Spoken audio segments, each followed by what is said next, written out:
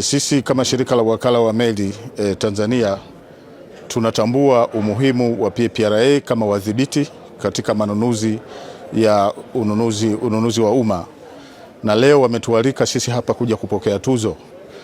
Wamefanya kaguzi zao, wamefanya mafunzo mbalimbali katika taasisi mbalimbali za serikali, na baadaye wakaona kwamba katika utekelezaji wa sheria ya manunuzi, hususan katika matumizi ya mifumo na katika uzingatiaji wa sheria na kanuni zinazotawala manunuzi, basi shirika la wakala wa meli Tanzania limefanya vizuri, na hivyo basi kukidhi matakwa ya kuja kupata tuzo katika mkutano huu wa 10 wa PPRA kwa mwaka 2026.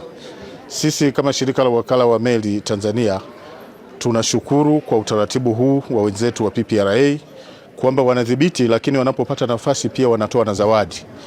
Lakini zawadi hii basi itumike na taasisi nyingine pia kama kuwatia moyo ili na wenyewe waweze kufanya vizuri.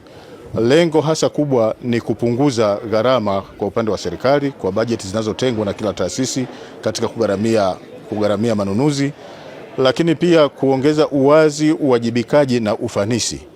Kwa hiyo safari hii TASAC tumekuwa wafanisi katika kutumia sheria ya manunuzi, lakini ufanisi huu unatokana na mambo mengi, ikiwemo pia maelekezo ya dira ya taifa ya mwaka 2050 ambayo sisi kama shirika la wakala wa meli tumeanza kuitekeleza katika maeneo mbalimbali, na mojawapo ni hii compliance katika ununuzi wa umma. Mpaka leo tuna qualify kuja kupata zawadi hii. Kwa hiyo tunawashukuru sana wenzetu wa PPRA kwa utaratibu huu mzuri, lakini kwa ufuatiliaji wao na kwa maelekezo yao, ili watu wote tuweze kutumia mfumo huu na hivyo kuliepusha taifa na gharama kubwa zilizokuwa zinatumika kwa watu kuweza kusafiri toka eneo moja hadi jingine, lakini pia ucheleweshaji wa maamuzi wakati tukitumia manual systems. Lakini sasa kwa kutumia mfumo, basi hata vikao vinaweza vikafanyika online, watu wanaomba zabuni online, maamuzi pia evaluation committee na hatua mbalimbali zinafanyika online, na hivyo kuharakisha maamuzi. Kwa hiyo tumepunguza ucheleweshaji na kuweza kuokoa kiasi kikubwa cha pesa.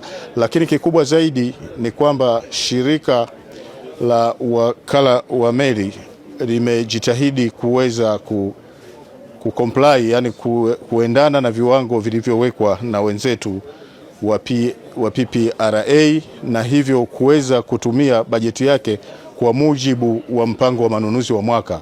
Kwa hiyo na kigezo hicho pia kiliangaliwa, ikaonekana kwamba shirika la wakala wa meli Tanzania pia tumekidhi. Kwa hiyo kwa ujumla wake tunashukuru tumepata hiyo zawadi. Basi tuwaombee PPRA waendelee kusimamia sheria hizi ili baadaye sisi kama taasisi tuweze kunufaika zaidi, lakini pia na taifa kwa jumla.